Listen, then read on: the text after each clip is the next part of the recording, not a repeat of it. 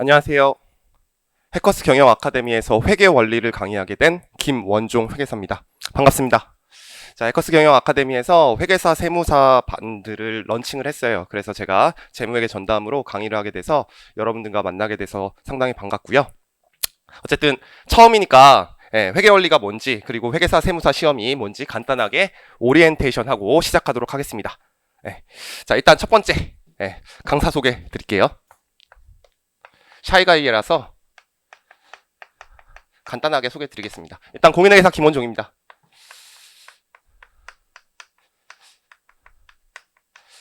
자, 회계사가 합격한 다음에 3일회계법인에서 근무했고요. 2010년도 1월 6일이네요. 그때 사표를 던지고 그때부터 강의를 시작했습니다. 그래서 전문대학과 각종 회계사 세무사 학원에서 지금 9년 6개월째 강의를 하고 있고요. 잠시 한 1년간 쉬었었는데 간단하게 책을 좀 쓰기 위해서 쉬었고요. 그래서 이제 책이 본격적으로 출간됐기 때문에 본격적으로 여러분들 세무사 회계사 합격하는데 도움을 드릴 수 있도록 강의를 열심히 하겠습니다. 자, 일단 두 번째 과목 소개 드릴게요.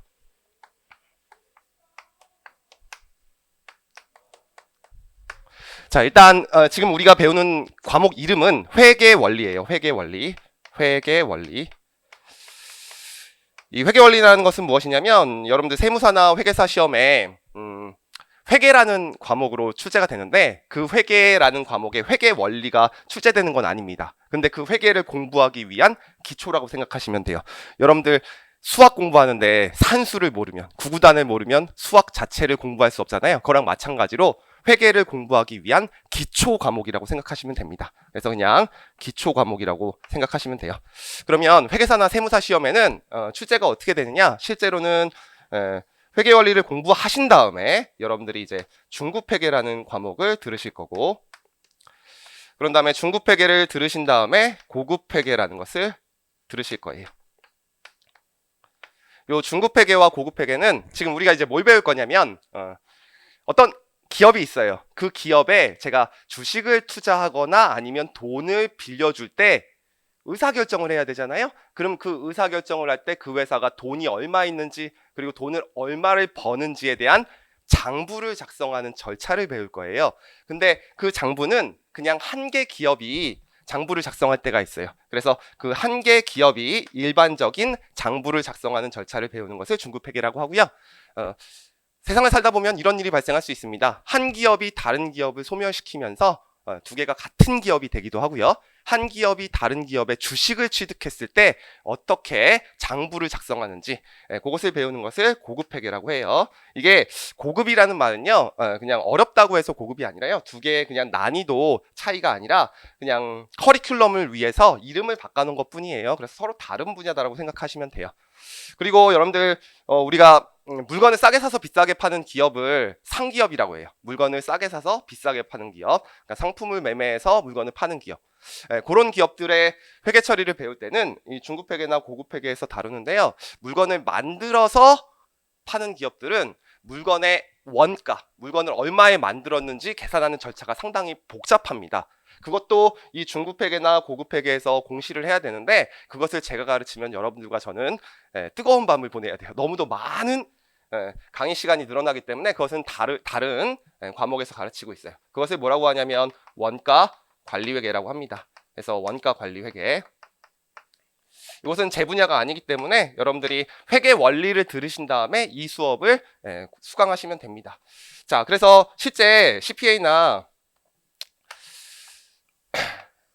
세무사 시험에는 시험은 여기서 출제가 되는 거예요. 그래서 CPA 또는 세무사 CTA 시험은 중급회계, 고급회계 원가 관리에서 출제가 되는데 여러분들이 이 중급회계, 고급회계 원가 관리를 공부하기 위해서는 이 회계 원리를 배우시면 됩니다. 근데 이 회계 원리라는 과목은요 크게 생각해 보면 이렇게 두 개로 나눌 수 있어요. 하나는 이 회계를 공부하기 위해서 기초적으로 배워야 될 거.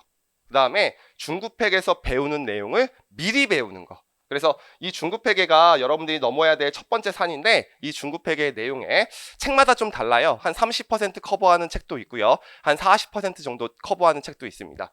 제가 따끈따끈하게 책을 썼는데 제가 조금 욕심을 부렸어요. 그래서 한 40% 정도 커버하는 내용이라고 생각하시면 돼요. 그래서 회계 원리를 공부 열심히 하시면요. 이 중급회계의 내용을 조금 쉽게 이해할 수 있다. 그래서 회계 원리가 좀 중요하다고 생각하셔야 돼요. 왜 그러냐면 이 중급 회계를 배우신 다음에 여러분들이 회계사 세무사 시험을 치기 위해서는요, 또 한 개의 산을 넘어야 돼요.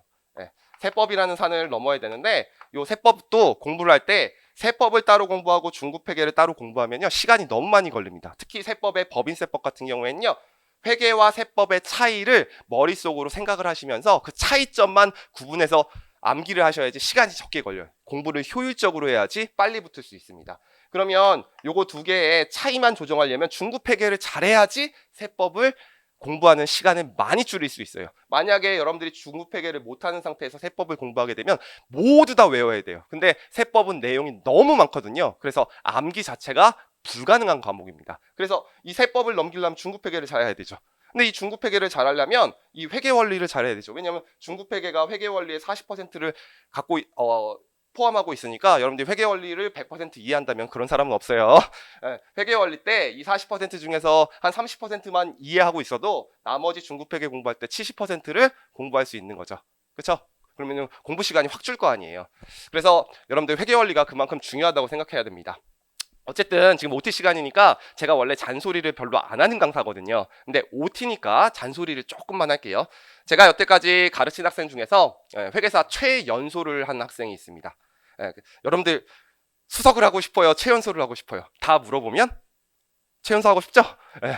최연소 하고 싶은 게 당연한 거예요. 그러면 최연소한 학생이 수험 기간이 딱 2년 4개월인데 그 학생 커리큘럼 잠깐만 말씀드리면 그 학생은 공부 시작을 언제 했냐면 고3 겨울방학 때 제 회계원리 인터넷 강의를 들으면서 수험 생활을 시작했습니다.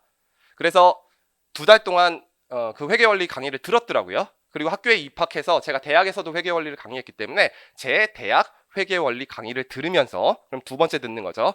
그러면서 중급회계 인강을 들었어요. 또 인터넷으로.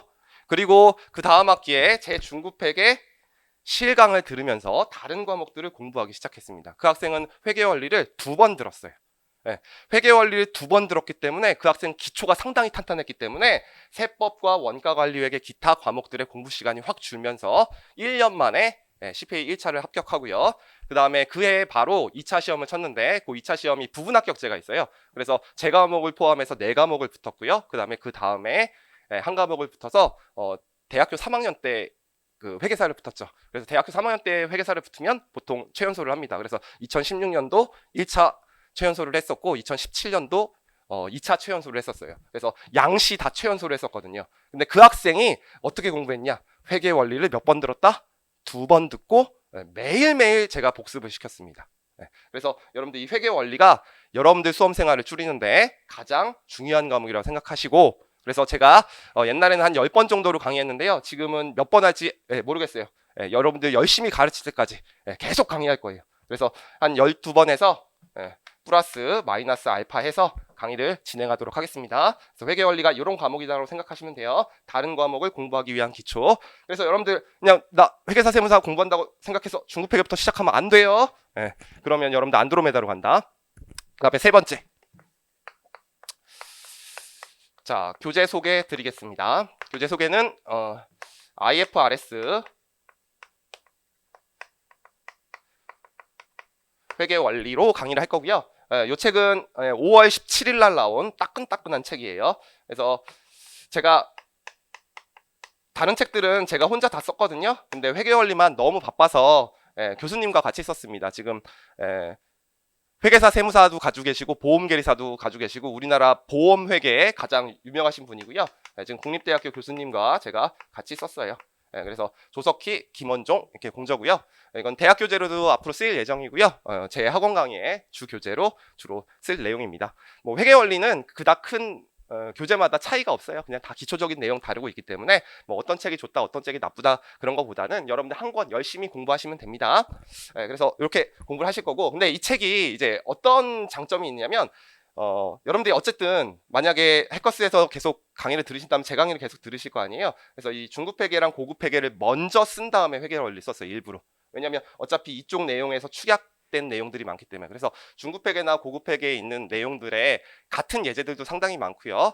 똑같은 문체로 거의 다 썼습니다. 그래서 여러분들 공부하실 때 계속 연결시킬 수 있도록 설명드린 거예요. 그래서 이 책 서문을 보시면 이 책의 목표가 뭐냐면 회계사 세무사 합격시키는 게 이 책의 목표가 아니라요. 회계사 세무사를 공부하는 학생들이 중급 회계와 고급 회계와 원가 관리 회계의 기초 실력을 잘 배양할 수 있도록 쓰여진 책입니다. 그래서 다른 책과 차이점은 뭐가 있냐면 다른 책들은 보통 본문을 정독을 하고요. 이게 계산을 다루고 있는 학문이기 때문에 회계학은 이 본문의 내용을 그냥 본문만 읽어서는 도저히 이해가 안 가요. 그래서 사례를 만들어야 돼요. 그 사례를 보통 다들 예제로 만들었죠.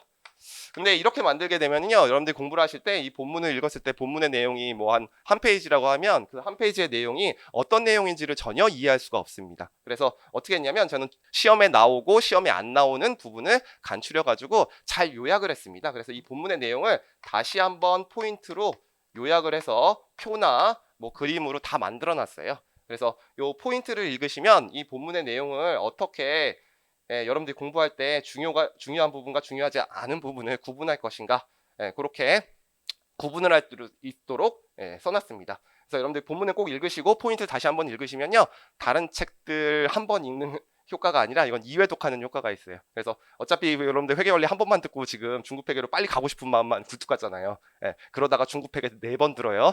그러지 마시고 회계 원리의 기초를 잘 닦으신 다음에 중급 회계에 가시는 게 좋아요. 그런 다음에 이제 예제를 풀게 만들어 놨고요. 그 다음에 뒤에 있는 문제들은요, 객관식 연습 문제가 있고 주관식 연습 문제가 있습니다. 요게 있는 문제들이 실제 회계사나 세무사 시험에 출제되지 않습니다. 그런데 여러분들이 이런 손으로 풀어보는 연습을 하셔야지 중급 회계나 고급 회계나 원가 관리 회계 공부하실 때 생소함이 느껴지지 않아요. 그래서 요 객관식 주관식 문제는요, 뭐 회계사 세무사 문제를 변형해서 낸 문제들도 있고요. 각종 국가고시에서 나오는 여러 가지 문제들을 제가 번영해 가지고 집어넣어 놨습니다. 다양하게 넣어놨으니까 여러분들 웬만하면 회계 원리는 요거 다 풀어보시는데 풀어보실 때 꼭 손으로 풀어보셔야 돼요. 여러분들 수학 공부하는 거랑 회계 공부하는 건 똑같습니다. 제가 막 풀어준다고 해서 눈으로 보고 저 사람 잘 푸네, 나도 풀 수 있겠지, 그렇게 생각하시고 시험장에 들어가시면 손으로 하나도 못 풀게 돼요. 그래서 손으로 푼 것만 시험장에서 풀 수 있다고 생각하시고 꼭 손으로 풀어보시는 습관을 가지시기 바래요. 그래서 제 책의 특징은 요 포인트가 들어가 있다는 거, 요게 좀 특징이에요. 그리고 각종 참고사항이나 그리고 이제 IFRS라는 게 국제회계 기준이거든요. 다양한 견해가 있기 때문에 제 저자 견해도 넣어놓고 각종 표로 좀 여러분들 책을 읽는데 도움이 될 수 있도록 써놨습니다. 그렇게 생각하시면 돼요. 어쨌든 제 강의에 책을 마쳤습니다. 자, 그 다음에 공부 방법이에요.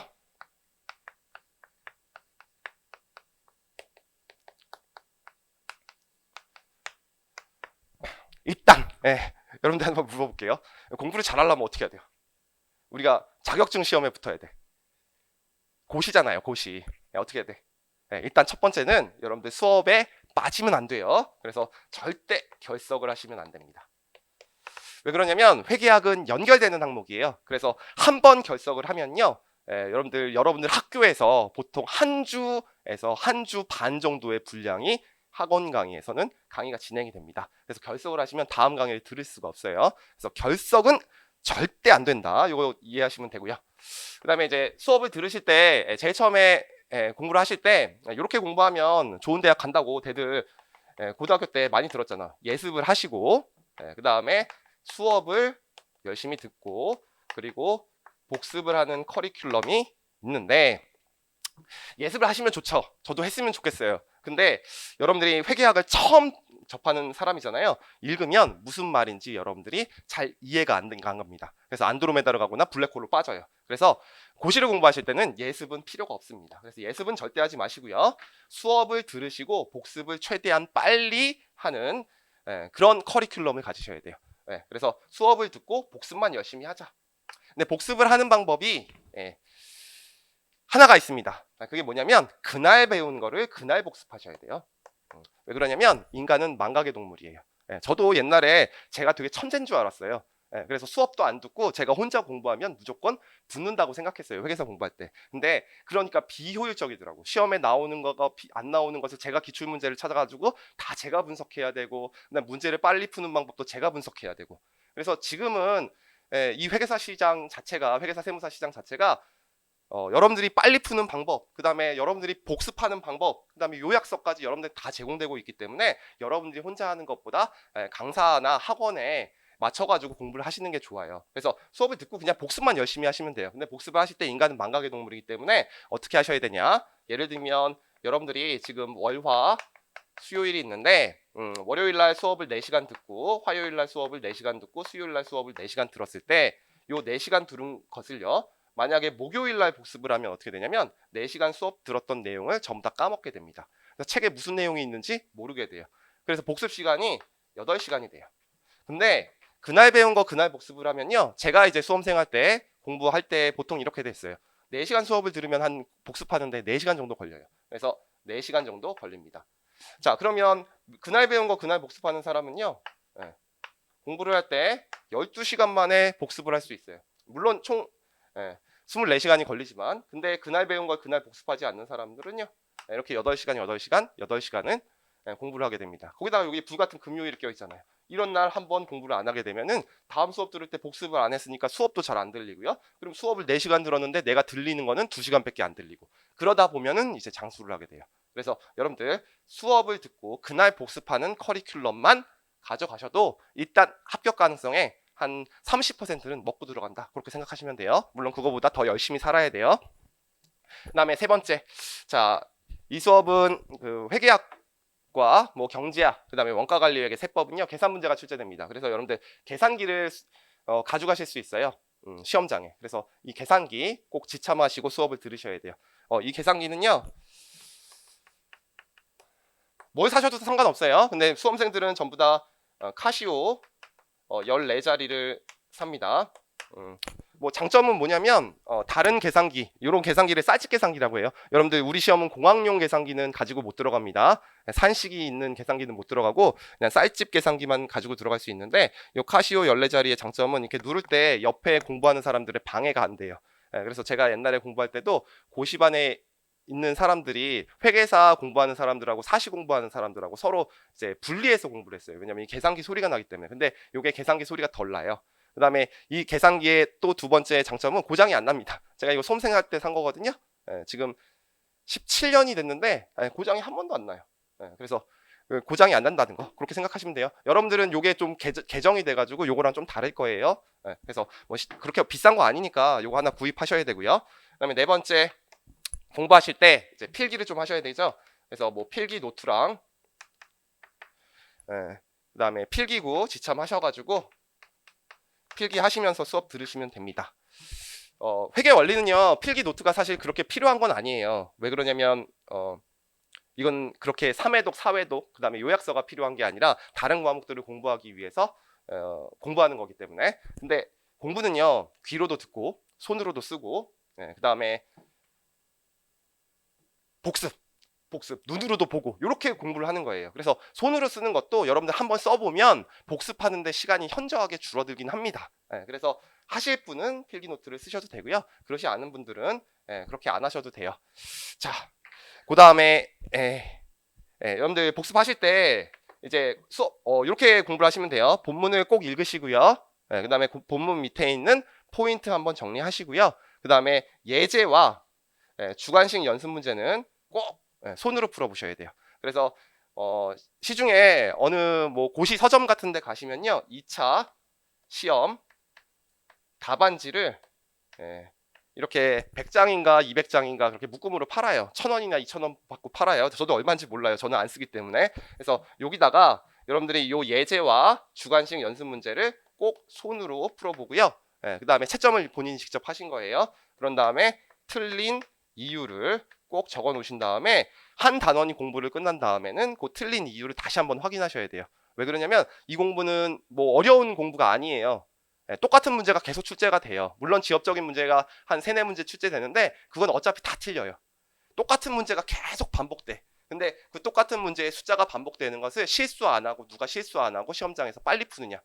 그게 핵심이에요. 그래서 꼭 틀린 이유. 한 번 틀린 거는요. 여러분들 시험장에서 또 틀립니다. 그래서 이걸 3, 4번 연습하셔야지 여러분들이 틀린 이유가 없어져요. 그래서 이렇게 회계 원리 때부터 연습해 두시는 게 좋습니다. 그래서 복습은 이렇게 하시면 돼요. 그 다음에 대상. 자, 이 수강 대상이에요.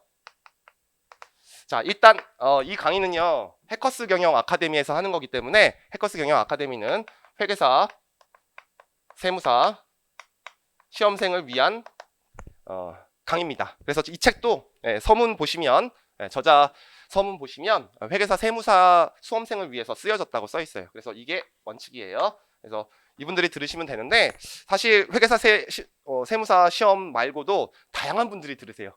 제가 학원 강의를 한 8년 정도 그 인터넷 강의 회계 원리를 팔았었는데 제 강의가 한 10,000개 정도 팔렸었습니다. 그러니까 제 강의 안 들은 게 아니에요. 상당히 많이 들었어요. 근데 거기 안에는 회계사 세무사 수험생뿐만이 아니라 다양한 수험생들이 수업을 들으셨었어요. 그래서 회계사 세무사 수업을 들으신 분들은 이 회계 원리 들으시고 저희 해커스 경영 아카데미의 중급 회계, 고급 회계, 원가 관리 회계 커리큘럼대로 천천히 그거 밟아 나가시면 돼요.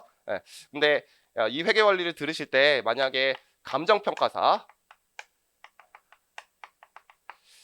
회계학이 나오죠. 그 다음에 관세사 회계학이 나오죠. 그 다음에 이제 보험계리사 여기도 회계학이 나오죠.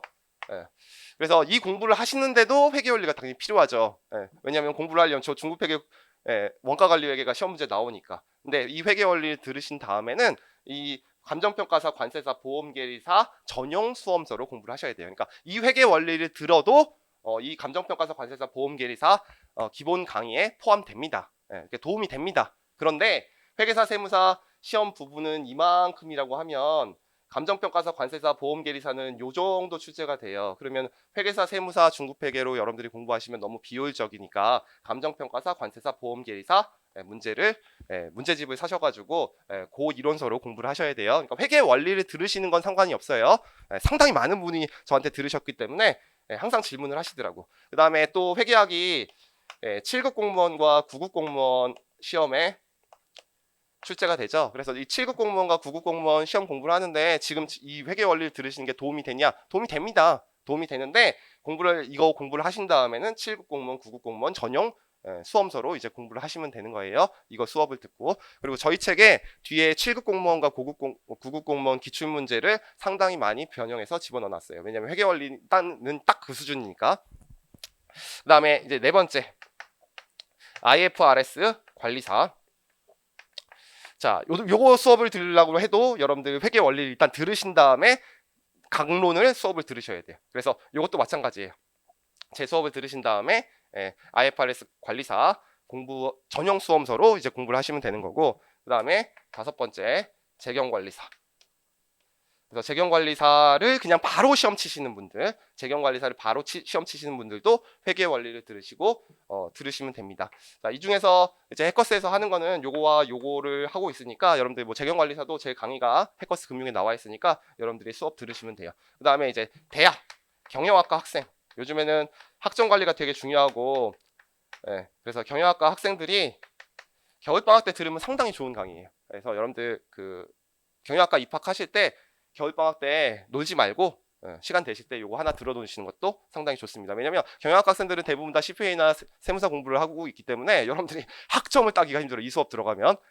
제 말씀을 드리면 저는 회계사를 가장 많이 배출하는 학교에 서 공부를 했습니다.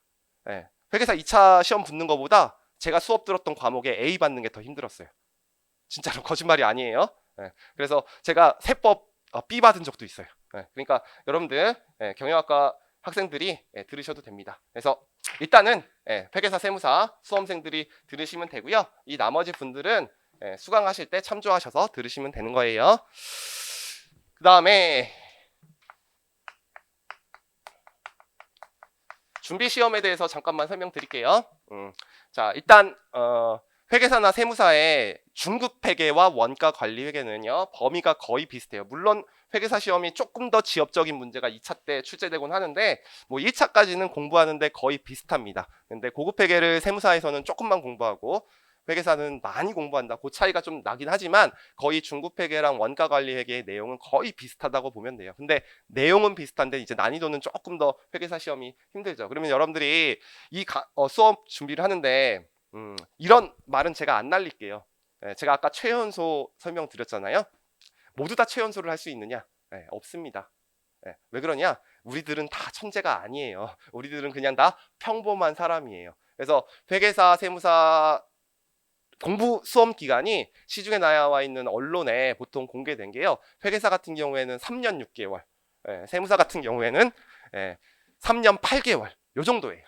그러면 3년 6개월, 3년 8개월 이렇게 공부를 하신 다음에 여러분들이 붙어야 되는 거야. 그러니까 이 공부를 시작하기 전에 여러분들이 먼저 이 공부를 진짜 열심히 할 것인가를 먼저 판단하는 게 좋습니다. 부모님한테 불효하지 말고. 아시겠죠? 그래서 이 공부를 한다고 마음을 먹어야 돼. 일단 내 인생의 3년을 투자한다. 분명히 투자한 가치는 나옵니다. 저도 처음에 회계사가 붙었을 때 왜 나 전문직인데 왜 이렇게 월급도 적고 일은 되게 많은가, 그런 고민을 되게 많이 했었어요. 근데 제가 그때는 어렸었던 거예요. 40대가 되니까 이 회계사 자격증의 실체를 알게 됐습니다. 그래서 제가 회사를 사표를 던졌는데 나오자마자 지금 괜찮아요. 먹고 사는데 시간도 많고요. 그래서 여러분들 그때 뭐 한 1,000만 원 덜 받는 거요, 40대 되면요 한 1억 더 벌 수 있어요. 여러분들 다른 학생들, 다른 친구들 대기업에 가가지고 뭐 4, 5천 월급 받죠? 40대, 50대 됐을 때 회계사 갖고 있어서 여러분들이 실력이 있다면, 그냥은 아니에요. 실력이 있다면 뭐 2억 버는 거, 그 사람들보다 2억 더 버는 거 그냥 껌입니다. 껌. 그러니까 여러분들이 투자를 하셔야 돼. 공부를 3년 동안 공부하실 거. 그래서 그렇게 마음을 먹으셔야 돼. 일단 먹으신 분들은 이제 공부를 시작하는 거예요. 그래서 공부를 시작하면 CPA 공부를 시작하시는 분들은 준비를 하셔야 돼요. 일단 종합반에 들어오기 전에 준비. 첫 번째, 종합반은 회계원리부터 시작하지 않습니다. 보통 가을 종합반은 회계원리부터 시작하지 않고요. 봄 종합반은 회계원리부터 시작할 때도 있어요. 근데 회계원리를 안 하시는 학원들도 되게 많아. 그래서 회계원리 들어놓으시는 게 좋아요. 그래서 회계원리는 꼭 듣고 중급회계 수업을 듣는 게 좋아요. 그래서 종합반은 회계원리 꼭 들으셔야 된다. 이거 기억을 하시고, 그 다음에 시험을 치기 위해서는 토익을 넘어야 돼요. 그래서 토익 700점 넘어야지 시험을 응시할 수 있는 자격이 있습니다. 제가 시험 칠 때만 해도 영어 시험을 따로 봤었거든요. 근데 그게 되게 힘드니까 그냥 토익 700점으로 바꿔놨어요. 이게 훨씬 더 좋은 거예요. 여러분들 왼손으로 쳐도 토익 700점은 나오잖아요. 그렇죠? 어차피 오른손으로 치는 거랑 똑같지만. 자, 그 다음에 세 번째, 학점 이수를 하셔야 됩니다. 학점 이수. 그래서 회계사 시험은 그냥 칠 수 있는 게 아니라요, 학점 이수를 하셔야지 칠 수 있어요. 그래서 경영 관련 과목이 12학점, 그 다음에 경제 관련 과목이 3학점, 그 다음에 회계세무 관련된 과목이 9학점. 그래서 총 24학점을 들으시고 나서 그것을 시험 칠 수 있는 요건이 되셔야지 국민회계사 시험위원회에서 여러분들이 응시를 할 수 있는 자격을 줍니다. 그래서 이런 것들을 준비해 놓는 게 좋아요. 그래서 대학교 1학년 때 이걸 다 준비하면서 여러분들 시험 칠 수 없잖아요. 그러니까 보통 합격생 중에 최연소가 3학년 아니면 4학년이 나오는 거예요. 그러니까 이걸 준비하셔야 돼요. 근데 준비하신 다음에 회계사 공부를 하시면 되고, 세무사 공부하시는 분들은 조금 그래도 낫습니다. 회계 원리 들으신 다음에 토익 700점만 넘으시면 됩니다. 그래서 여러분들이 지금 이 회계 원리 과목을 인터넷으로 수강하실 거 아니에요? 그쵸? 또는 제 실강을 들으시거나. 그러면 인터넷으로 수강하시는 분들은 이 회계 원리를 들으시면서 중간중간에 시간이 남을 때마다 토익 공부를 하시고 매달 응시하는 게 좋아요. 일단 토익이 먼저 넘어야지 공부가 시작되는 거야. 만약에 내가 시험이 3개월 남았는데 토익 700점을 못 넘겼어. 그럼 응시 자체가 안 되는데 뭘 공부하려고 그래요. 그러니까 요 준비들을 여러분들이 하시면 좋겠습니다. 다행스럽게도 해커스 토익 최강의 학원이 우리 기다리고 있잖아요. 그러니까 해커스 경영에서 들으시면 돼요. 해커스 어학원에서. 그래서 해커스 어학원에서 여러분들이 들으시면서 공부를 하시면 됩니다. 자, 어쨌든 OT 이렇게 진행하도록 할게요. 자, 그래서 챕터 1 바로 시작할게요. 자, 챕터 1의 제목이 뭐라고 되어 있냐면 회계의 기초와 재무보고라고 되어 있습니다.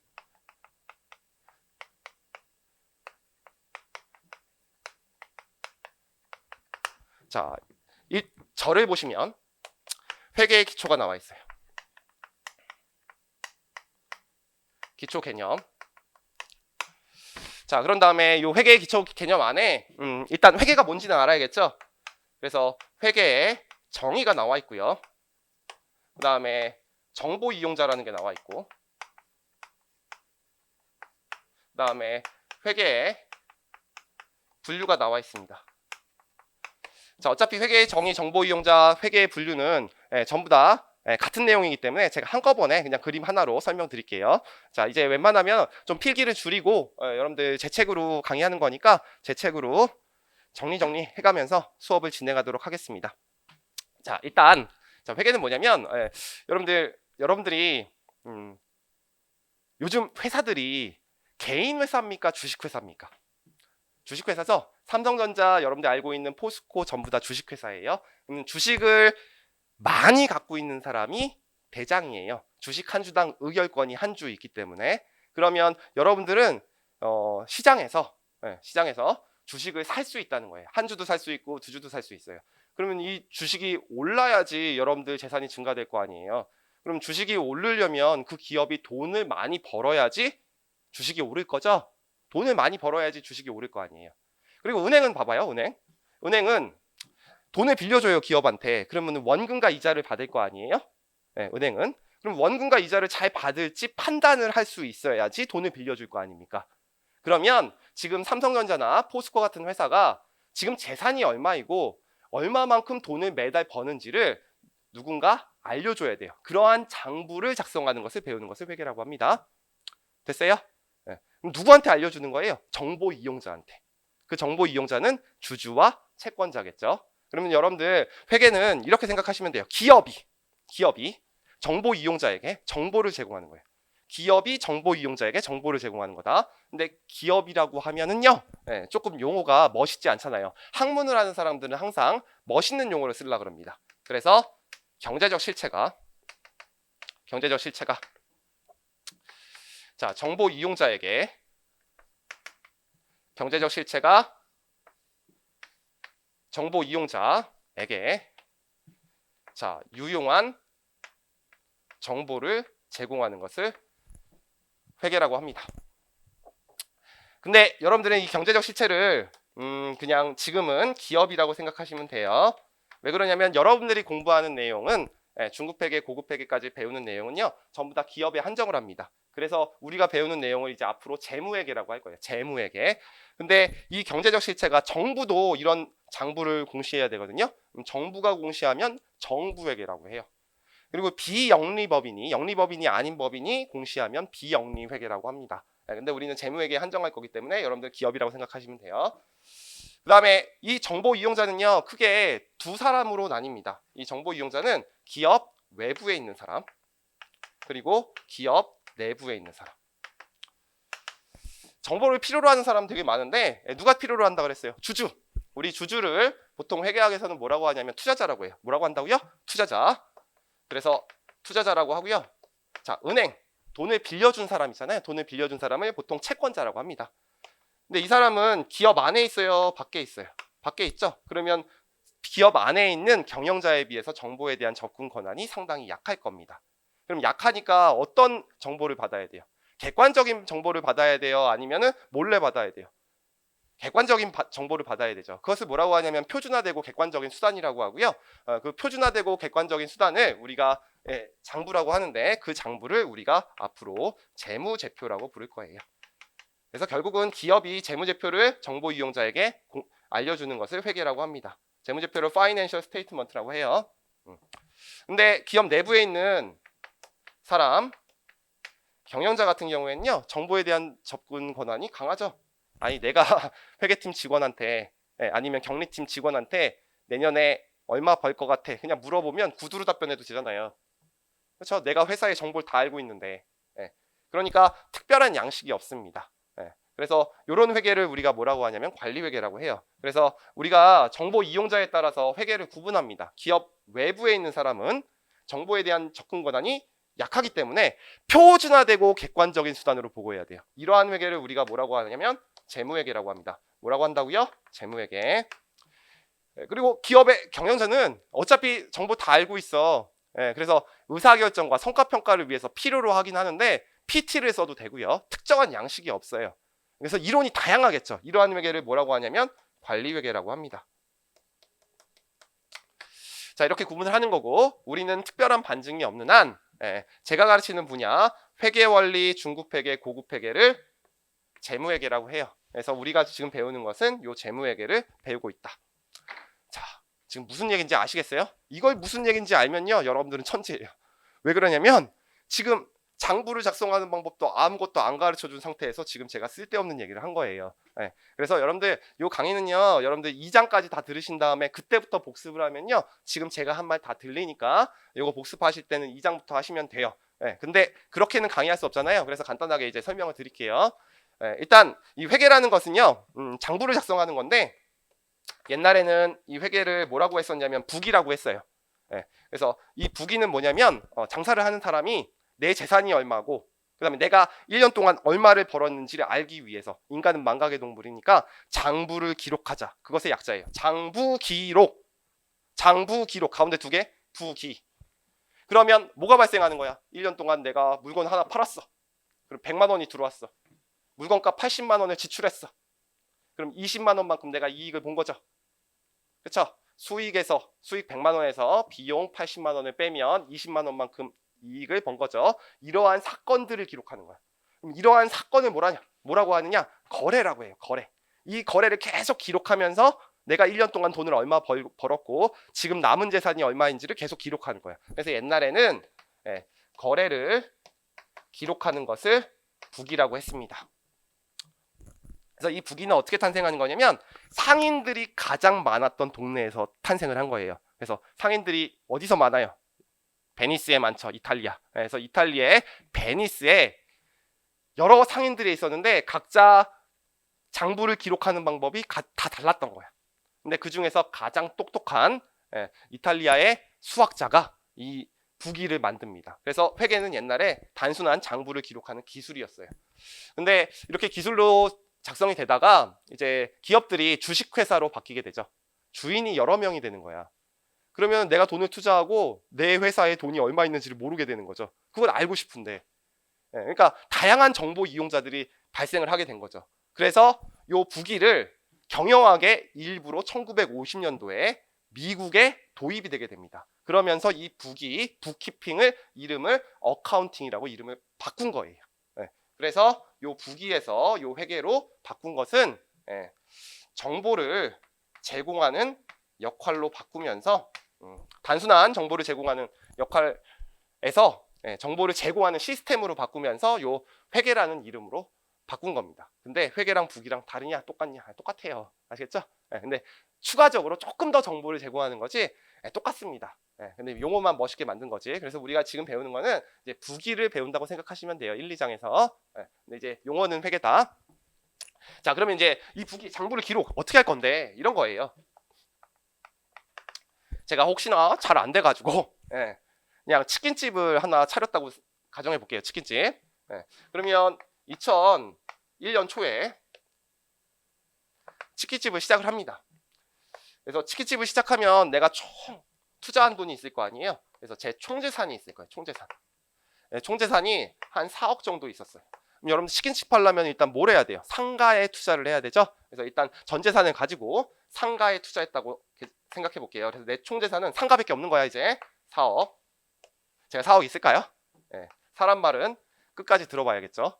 이 상가를 투자할 때 요즘 빚 안 지고 사업하는 사람들 없잖아요. 돈을 외부에 반은 꾸고 반은 내 돈으로 했어요. 이 꾼 돈을 뭐라고 할 거냐면 꾼 돈을 회계학에서 부채라고 합니다. 뭐라고 한다고요? 부채.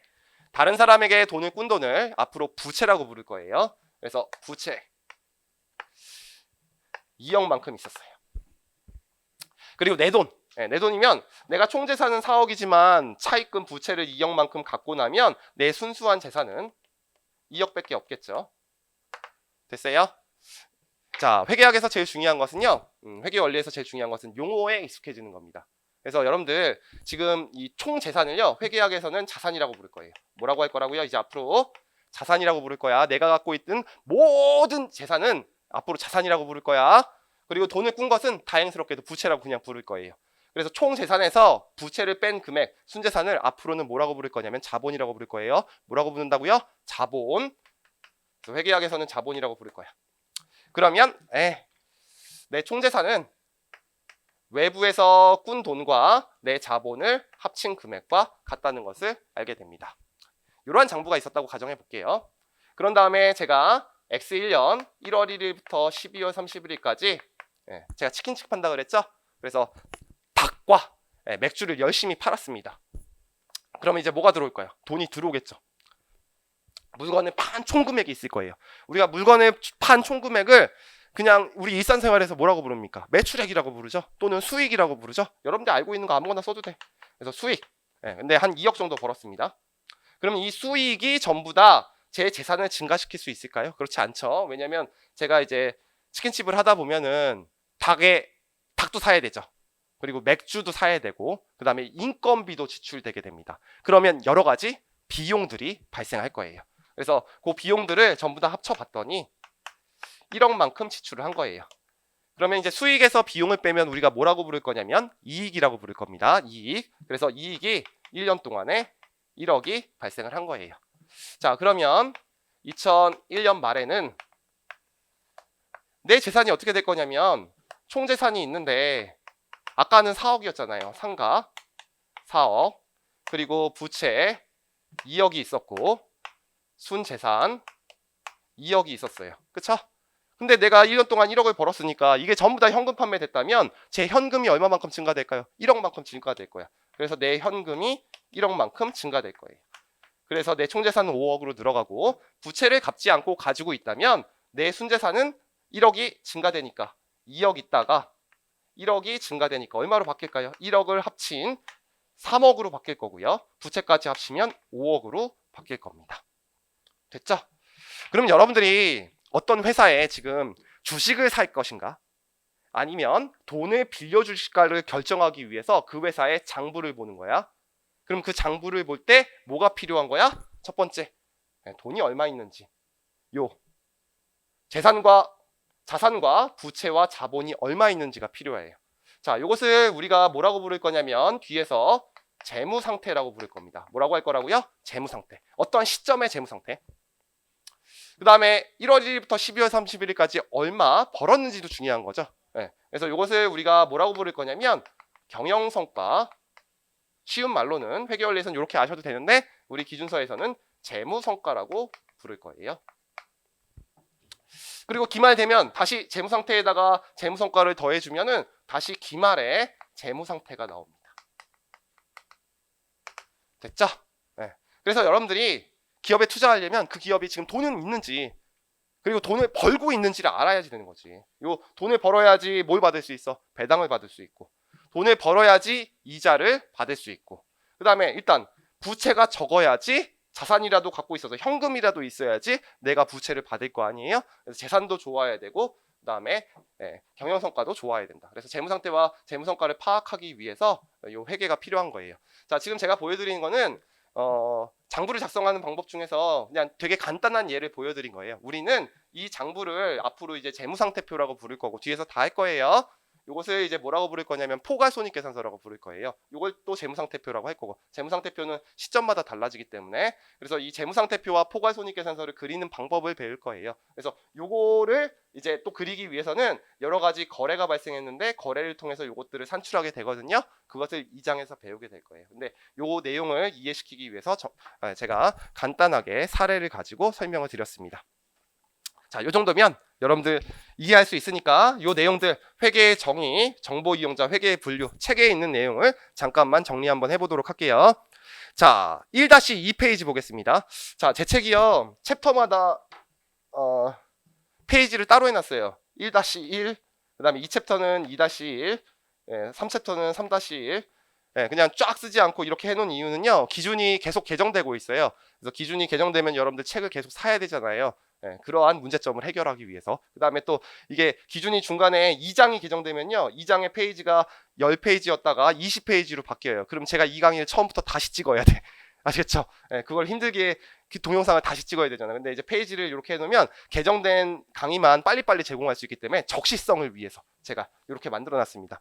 그래서 제가 이제 앞으로 페이지 얘기할 때 1-2페이지 이렇게 얘기하면 1장의 2페이지라고 생각하시면 돼요. 첫 번째, 회계의 기초 개념 나와 있고 1번 회계의 정의 나와 있죠? 설명 다 했습니다. 자, 굵은 글씨만 한번 볼게요. 그래도 우리가 회계하는 사람인데 회계의 정의가 뭔지는 알아야 되겠죠. 회계는 정보 이용자가 합리적인 판단이나 의사결정에 필요한 기업 실체에 관한 유용한 경제적 정보를 식별하고 측정하며 전달하는 과정이다 라고 돼 있죠. 그래서 요거 나와 있는 거죠. 경제적 실체가 정보 이용자가 투자 의사결정을 할 때 유용한 정보를 식별이란 것은 뭐냐면 이걸 정보로 포함할 것인지 말 것인지 구별한다는 뜻이죠. 그 다음에 측정, 금액을 얼마로 할 것인지 만든다는 거고 제공한다. 그래서 제공하는 과정이다. 그렇게 나와 있습니다.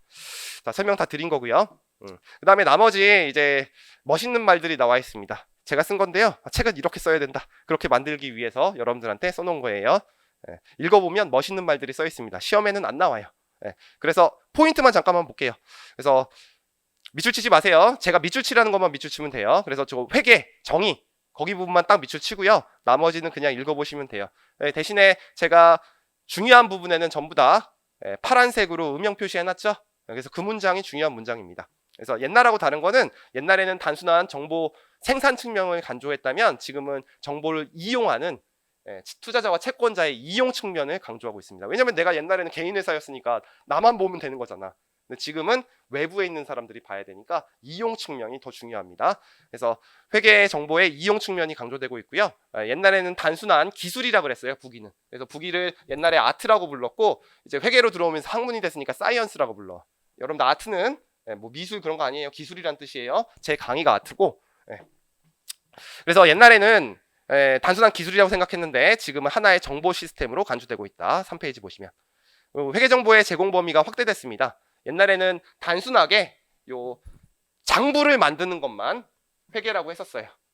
그래서 이제 회계라고 이름을 바꾼 거야. 근데 여기다가 이제 플러스 알파가 들어가게 됩니다. 왜냐면 숫자, 장부는 다 숫자로 되어 있거든요. 숫자로 된 정보를 우리가 뭐라고 하냐면 양적 정보 또는 재무적 정보라고 합니다. 근데 숫자로 되지 않은 정보, 질적 정보와 비재무적 정보도 우리가 이제 공시를 많이 해야 돼요. 특히 이제 국제회계 기준이 도입되면서 이 공시의 양이 상당히 많아졌습니다. 그래서 요 플러스 알파가 좀 있다는 거. 그래서 옛날에는 재무제표 작성 개념에서 이제 재무 보고라는 개념으로 바뀌었다. 그렇게 생각하시면 돼요. 자, 그다음에 이제 회계 정보 이용자가 나와 있습니다. 제가 회계 정보 이용자는 크게 이렇게 나눈다 그랬죠. 기업 외부의 정보 이용자, 기업 외부에 있는 사람과 기업 내부에 있는 사람. 그럼 기업 내부에 있는 사람은요 2명밖에 없어요. 경영자와 종업원. 그리고 나머지 사람들은 전부 다 기업 외부에 있는 사람이라고 생각하시면 돼요. 그럼 거기 그림 볼게요. 그림 회계 정보 이용자. 자, 기업의 주요 정보 이용자와 기타 정보 이용자로 나눴습니다. 주요 정보 이용자와 기타 정보 이용자. 자, 주요 정보 이용자와 기타 정보 이용자의 차이는 뭐냐면 여러분들 삼성전자가 만약에 이러한 장부를 공시한다면 여러분들이 이거 인터넷으로 그냥 찾으면 돼요.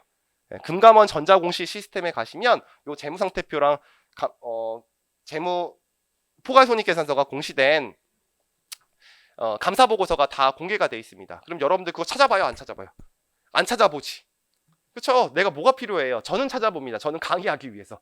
예를 들기 위해서. 그러면 어떤 사람들이 찾아볼까요? 기업에 돈을 투자한 사람은 찾아보겠죠. 내가 앞으로 이것을 계속 보유해야 되는지 말아야 되는지. 그래서 주요 정보 이용자는 뭐냐면 기업에 직접 또는 간접적으로 투자한 사람들을 얘기합니다. 그래서 제가 이렇게 써놨잖아요. 그렇죠? 그래서 이 사람들을 뭐라고 하냐면 주요 정보 이용자라고 해요. 제가 여러분들을 아직 공부를 제대로 안 했기 때문에 투자자 채권자라고 썼습니다. 이게 용어가 쉽기 때문에 주식에 투자한 사람을 그냥 투자자라고 하는 거예요. 주주. 그 다음에 돈을 빌려준 사람은 채권자라고 하는 거예요. 근데 보통 기준서에서는요. 투자자, 대여자와 기타 채권자 이렇게 또 나눠놓고 있어요. 나눠놓는 이유는요. 사장에서 공개할 거예요. 그래서 지금은 이걸 외우는 게 중요한 거 아니에요. 아시겠죠? 그냥 외부 정보 이용자다. 투자자는 주식에 투자한 사람을 말한다. 대여자는 돈 꾼 사람을 말한다. 은행이라고 생각하시면 돼요. 자, 기타 채권자는 뭐냐면 돈을 꿔줄 때 돈으로 직접 꿔주는 사람도 있고요. 물건을 외상으로 팔아주는 사람도 있어요. 물건을 외상으로. 신용을 공유했다 그랬는데 그렇게 외상으로 물건을 팔아주는 사람. 그런 사람들은 기타 채권자죠. 사람들 입장에서는. 그렇게 나눠놓은 거야. 그건 이제 나중에 배우실 테니까 그렇게 생각하시면 되고. 한 장 넘겨볼게요. 자, 그래서 다양한 사람들이 있습니다. 그 다양한 사람들이 왜 회계 정보를 필요로 하는지가 나와 있습니다. 그래서 1번은 중요해요. 현재 및 잠재적 투자자 대여자 그 밖의 채권자. 자, 거기 현재 및 잠재적 대여자 그 밖의 채권자라고 나와 있죠. 현재 주식을 갖고 있는 사람도 투자를 해야 됩니다. 근데 잠재적이라는 건 뭐냐면 지금 주식은 없지만 앞으로 주식에 투자할 사람도 재무제표를 봐야겠죠. 이런 장부를 봐야겠죠. 그래서 잠재적이라는 말이 나온 거예요. 자, 동그라미 1번 보시면 현재 및 잠재적 투자자는 지분 상품 및 투자 상품의 매수, 보유 및 매도 등에 대한 현재 또는 미래의 투자 의사결정에 유용한 위험과 수익률에 관한 도움을 주는 회계 정보를 필요로 한다고 되어 있죠. 이 기준서에 그냥 있는 내용입니다. 그래서 주식에 투자한 사람이나 지분 상품을 뭐라고 하냐면 주식이라고 해요. 다른 말로 써놓으세요. 지분 상품, 주식이랑 동의어다. 지분 상품, 주식이랑 동의어다. 채무 상품, 채권이랑 동의어다. 그러면 이제 주식에 투자하는 사람은 이 주식을 살 것인가 말 것인가, 돈을 많이 벌어야지 살 거 아니에요. 판단을 해야 되고, 주식을 사놓고 있는 사람이야. 그럼 전년도보다 이익이 많이 나야지 계속 보유하고 있어야 될 거 아니에요. 그래서 그것도 판단할 것이고, 전년도보다 이익이 줄어들고 있으면 주가가 꼭지일 테니까 팔아야 된다, 의사결정을 해야겠죠. 그래서 이걸 보고 의사결정한다, 그 뜻이고요. 자, 현재 및 잠재적 대여자 및 그 밖의 채권자. 그래서 대여자는 제가 뭐라 그랬어요? 돈 빌려준 사람. 그래서 대여 의사결정을 할 때 은행도, 여러분들 은행에서 돈 꿔줄 때는 무조건 요 재무제표를 공시해야 됩니다. 특히 요 재무제표에 외부에 있는 사람이 의견을 줘야 돼요. 이걸 작성하는 걸 공인회계사가 하는 게 아니에요. 아시겠죠? 요 작성된 게 정확하게 표시되어 있는지, 적정하게 표시되어 있는지 의견을 주는 업무. 그래서 그 공인회계사가 감사받은 재무제표를 은행에서 항상 달라고 합니다. 그래서 그 의사결정을 하기 위해서죠. 돈을 빌려줄까 말까. 그다음에 기타 형태의 신용을 제고. 이거 외상으로 물건 팔아주는 거죠. 고랬을 때 발생하는 거. 그래서 그 원금과 이자의 상환 능력을 평가하는데 도움을 주는 회계 정보를 필요로 한다. 이렇게 돼 있죠. 그다음에 네 번째, 정부와 규제기관입니다. 중요하지 않으니까 파란색 글씨가 하나도 없는 거죠. 그냥 들으시면 되는 거예요. 이제 정부는 여러분들 1년 동안 돈을 벌어서 그걸 뭐라고 하냐면 세입이라고 해요. 그 다음에 지출을 하게 됩니다. 여러 가지 복지사업 같은데 지출, 그걸 세출이라고 합니다. 그러면 세입의 거의 대부분은 뭐예요? 세금이에요. 그래서 기업들로부터 세금을 이렇게 걷어요. 이걸 뭐라고 하냐면 법인세라고 하고요. 법인세, 법인소득세. 그다음에 저 같은 개인들한테도 세금을 이렇게 걷습니다. 이런 것을 소득세라고 합니다. 개인소득세. 보통 법인소득세를 법인세라고 부르고요. 개인소득세는 그냥 소득세라고 부릅니다. 그러면 이제 법인과 관련된 거예요. 법인소득세는 요 이익에 여러 가지 조정을 해서 지금은 그냥 이렇게 생각하시면 돼. 이익의 법인세율만큼 세금을 내야겠죠. 그럼 이 장부 필요할까요? 필요로 하지 않을까요? 필요로 하겠죠. 그래서 세수를 확보하기 위해서 요 내용을 필요로 하고요. 그 다음에 여러 가지 통계 자료에 요 금액들이 들어갈 거 아니에요. 우리나라 뭐 기업 전체의 수익, 기업 전체의 이익이 얼마인가. 그래서 그런 거 집계할 때 필요로 할 거고. 그 다음에 우리나라들은 공기업이 상당히 많죠. 그래서 공기업 같은 경우에 물가 상승을 억제하기 위해서 지하철 요금 같은 거 책정하려면 지하철 공사의 재무제표가 필요한 거야. 이런 장부가. 그래서 그런 이유로 필요로 한다라고 돼 있어요. 그다음에 경영자는 왜 필요하냐? 성과평가와 의사결정을 하기 위해서 필요로 합니다. 보통 기업들은요, 한 개의 사업부만 갖고 있는 게 아니에요. 여러 가지 사업부를 가지고 있어요. 그래서 뭐 어떤 회사들은 무역업도 하고요, 건설업도 같이 하는 회사가 있어요. 그래서 뭐 이렇게 S사가 있다. 이렇게 하면요, 만약에 올해 무역업이 돈을 더 많이 벌었으면 이 사람들한테 성과급 더 많이 줘야 될 거 아니야. 그리고 이 사람들한테 점수 더 많이 줘야 될 거 아니야. 그 다음에 돈을 투자할 때도 무역업에다가 집중 투자해야겠죠. 돈을 더 많이 벌고 있으니까. 그렇죠? 이런 의사결정을 하기 위해서 요 재무제표를 봐야 됩니다. 요 회계의 내용들을. 그래서 성과평가와 의사결정하기 위해서 그걸 보통 계획, 통제, 성과평가라고 합니다. 그 관련된 내용은 여러분들 원가관리회계 시간에 배우게 될 거예요. 그 다음에 이제 종업원은 요 재무제표 왜 볼까요? 종업원은 계속 이 회사를 다녀야 되는지, 아니면 이 회사를 때려치고 퇴직을 해야 되는지 결정을 해야 될 거 아니에요. 기업이 계속 적자 나는데 다닐 거야? 월급도 안 나오는데. 그래서 여러분들 고용계약, 급여, 퇴직 등에 대한 의사결정을 하기 위해서 종업원들은 봅니다. 근데 이 정부와 규제기관과 경영자와 종업원들은 직접 돈을 투자한 사람들이 아니기 때문에 주요 정보 이용자가 아닙니다. 그래서 주요 정보 이용자는 이 사람이에요. 투자자, 대여자와 기타 채권자. 이 사람들은 직접 기업에다가 지금 돈을 투자한 사람이에요. 그 다음에 일반 대중은 왜 봐요? 그냥 봐요. 그래서 제가 그냥 멋있는 말 써놓은 거예요. 공급자, 거래처, 고객 등의 일반 대중들은 기업의 성장 추이, 활동 범위, 최근 경영 활동, 기업의 사회적 책임 등을 평가하기 위해서 회계 정보를 이용한다고 되어 있죠. 저는 이제 회계 정보를 주로 강의하기 위해서 이용을 합니다. 뭐 삼성전자의 시가총액이 300조거든요. 지금 300조 이런 걸 알려주기 위해서, 장부의 치킨 금액이 얼마인지 알기 위해서, 강의를 하기 위해서 저는 보고요. 또는 제가 이제 석사학위를 딸 때 논문을 쓰기 위해서 그것을 보기도 했죠. 뭐 그런 이유로 보는 거예요. 자, 그래서 그 바로 밑에 굵은 글씨 파란색 중요한 게 나와 있죠. 따라서 기업 실체에 직접적 혹은 간접적으로 자금을 투자한 현재 및 잠재적 투자자, 대여자와 그 밖의 채권자를 회계 정보의 주요 정보 이용자로 간주하고 이들을 위한 정보를 제공하는 것이 일반적이다 라고 돼 있죠. 자, 왜 그러냐면 지금 정보 이용자가 되게 많았잖아. 어떤 사람한테 특별히 유리하고 어떤 사람한테 특별히 불리한 정보를 제공하면 안 되겠죠. 그래서 중립적인 성격으로 정보를 제공해야 됩니다. 그럼 중립적인 정보를 제공하려면 여기에서 가장 피해를 볼 사람을 위한 정보를 제공하면 되겠죠. 투자자 채권자, 투자자 대여자, 기타 채권자 동의어예요. 투자자 대여자와 기타 채권자가 기업에 돈을 직접 투자한 사람들이니까 이 사람들을 위한 정보를 제공하면요, 다른 사람들에게도 다 통할 거다. 그래서 이걸 뭐라고 하냐면 일반 목적 재무 보고라고 하고, 이 사람들을 주요 정보 이용자로 봅니다. 아시겠죠? 그래서 이 사람들이 주요 정보 이용자다. 그래서 제가 쓸데없는 얘기 되게 많이 했는데 여기서는 1번만 기억하시면 돼요. 현재 및 잠재적 대여자와 그 밖의 채권자. 자, 그 다음에 회계의 분류가 나와 있죠. 회계의 분류. 회계의 분류는 뭘로 구분한다 그랬어요? 정보 이용자로 구분한다 그랬습니다. 그래서 기업 외부에 있는 사람들을 위한 회계를 우리가 뭐라고 부를 거다? 재무회계라고 부를 거예요.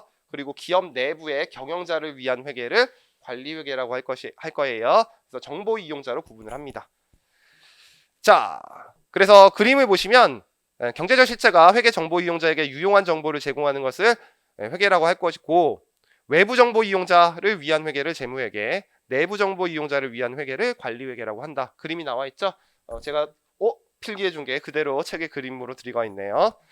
자, 그래서 이제 재무회계랑 관리회계가 나와 있는데, 재무회계 중간에 보시면요, 따라서 찾으셨어요? 파란색 글씨 바로 앞에 따라서 재무회계는 다수의 회계 정보 이용자들 중에서 현재 및 잠재적 투자자, 대여자와 그 밖의 채권자를 주요한 정보 이용자로 보고 재무 보고가 이루어진다고 했죠. 왜냐하면 다양한 정보 이용자가 있는데 이들의 정보 욕구를 다 충족할 수 없기 때문에. 그래서 이러한 재무 회계를 뭐라고 한다? 일반 목적 재무 보고라고 한다. 그래서 일반 목적 재무 보고에다 동그라미 쳐놓고, 자, 일반 목적은 뜻이 뭐예요?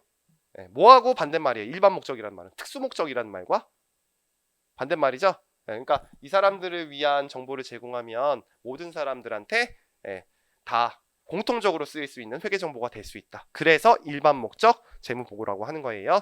자, 우리 관리회계랑 재무회계는요, 시험에 안 나오는 내용이니까 그 포인트에 표만 딱 보시면 돼요.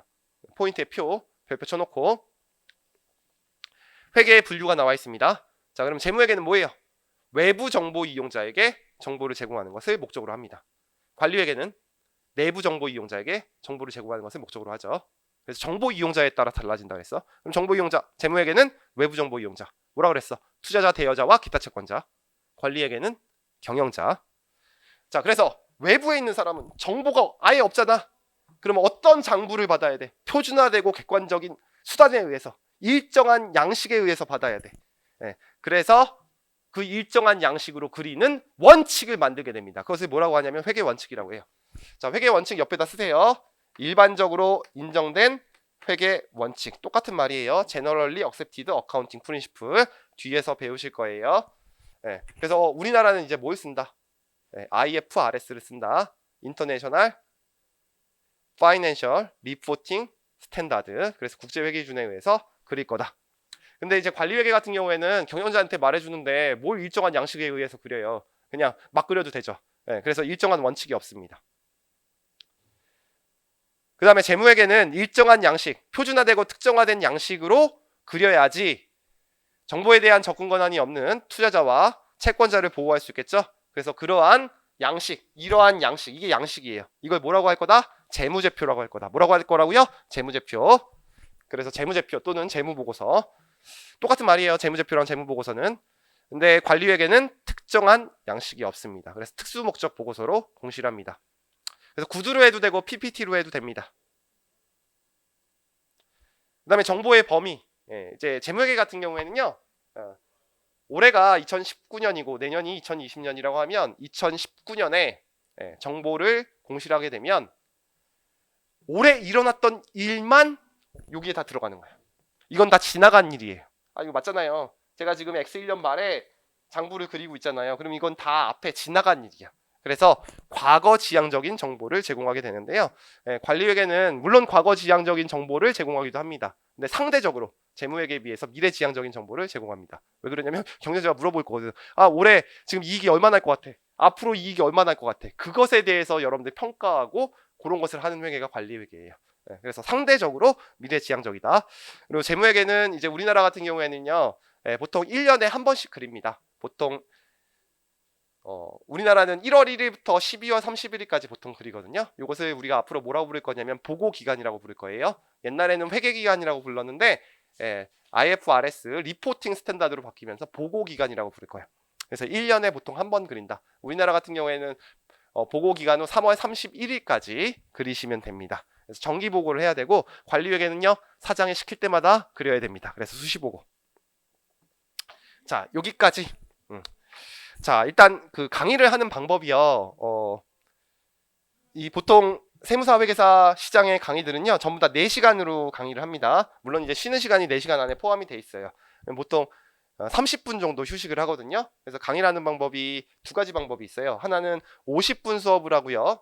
10분 쉬고 50분 수업을 하고 10분 쉬고 50분 수업을 하고 10분 쉬고 50분 수업을 하고 10분 쉬고 이렇게 수업하는 방법이 있고요. 1시간 10분을 하고 15분 쉬고요. 1시간 10분을 하고 15분 쉬고 1시간 10분을 하고 15분 쉬는 방법이 있어요. 3번 수업하는 방법과 4번 수업이 하는 방법이 있다는 거죠. 근데 제가 이제 강의를 이제 10년 차거든요. 네, 저는 이제 다른 강의도 많이 해요. 이거 강의 말고도 다른 강의 많이 하는데 8시간 연강도 강의를 합니다. 근데 강의를 할 때 여러분들이 50분을 넘어가면요 현저하게 수업에 대한 집중력이 떨어집니다. 그래서 제가 회계원리, 중급회계, 고급회계 강의는요 보통 물론 상황에 따라 다를 때가 있는데 50분 수업하고 10분 쉬고 50분 수업하고 10분 쉬고 50분 수업하고 10분 쉽니다. 근데 여러분들이 혹시나 운이 좋아서 잘 찍어서 2차 시험에 오시면요 제가 2차 강의는요 막 2시간 수업할 때도 있고요. 그리고 30분 쉬고 그 다음에 뭐 1시간 20분을 할 때도 있어요. 왜 그러냐면 그거는 처음부터 끝까지 어떤 한 주제를 쫙 연결시켜서 강의를 할 수밖에 없기 때문이야. 그래서 지금 여러분들이 이미 지금 네이버에 손이 가려고 막 하고 있잖아요. 그래서 그것을 방지하기 위해서 여기서 10분간 휴식을 하는데 10분간 휴식하기 전에 1교시에 배웠던 거 간단하게 요약하고 넘어가겠습니다. 저는 이제 수업을 할 때 항상 그 시간에 칠판을 지우기 전에 칠판 지우기 전의 내용을 간단하게 요약하고 그 다음에 칠판을 지웁니다. 자, 회계 뭐라고요? 회계 정보 이용자에게 유용한 정보를 제공하는 거랬어. 누가? 경제적 실체가. 그래서 경제적 실체가 정보 이용자에게 유용한 정보를 제공하는 것을 회계라고 한다. 그럼 경제적 실체가 정보 이용자에게 제공을 하는데 무슨 의사결정에? 투자 의사결정에 유용한 정보를 제공하는 거라 했어요. 그럼 이 정보 이용자는 크게 기업 외부에 있는 사람과 있고 기업 내부에 있는 사람이 있다. 각각 되게 많았죠. 투자자, 채권자, 뭐 정부, 그다음에 일반 대중, 종업원, 경영자 있었는데 다 필요 없어. 투자자, 대여자, 기타 채권자만 필요해. 투자자 뭐 때문에 필요하다 그랬어? 주식 사거나 채권 사려고 할 때 이걸 보유할 것인가, 그다음에 매수할 것인가, 매도할 것인가를 결정하기 위해서 이거 봐야 된다는 거야. 대여자 돈 꿔줄까 생각하기 위해서, 신용을 제공하기 위해서 이거 봐야 된다는 거야. 그 다음에 외상으로 물건 줄 때도 거래처한테 내가 물건을 외상으로 줘야 돼. 그럼 그 거래처가 지금 돈을 갚을 능력이 있는지를 봐야 될 거 아니야. 그래서 이거 본다는 거야. 그 거래처에. 그 얘기가 나와 있던 거죠. 그리고 이 사람들은 기업 외부에 있으니까 정보에 대한 접근 권한이 약하다. 그래서 일정한 원칙에 의해서 그려야 되고 표준화되고 객관적인 수단, 재무제표에 의해서 공시해야 된다. 이러한 회계를 뭐라고 한다? 재무회계라고 한다. 그래서 이 재무회계는 제가 가르치는 분야다. 여기에 회계원리, 중급회계, 고급회계가 들어가고 저는 지금 회계원리 가르치고 있다. 그 다음에 경영자를 위한 회계. 이 사람들은 정보에 대한 접근 권한이 강하죠. 그래서 이거는 관리회계 시간에 예, 강사님이 설명해 주실 겁니다. 자, 그 다음에 이거는 그냥 예죠? 됐죠? 우리 배운 거 별로 없네요. 예, 그래서 요 정도 기억하시면 돼요. 자, 그 다음에 이제 회계의 역할 7페이지부터는 10분간 휴식하고 진행하도록 하겠습니다. 수고하셨습니다.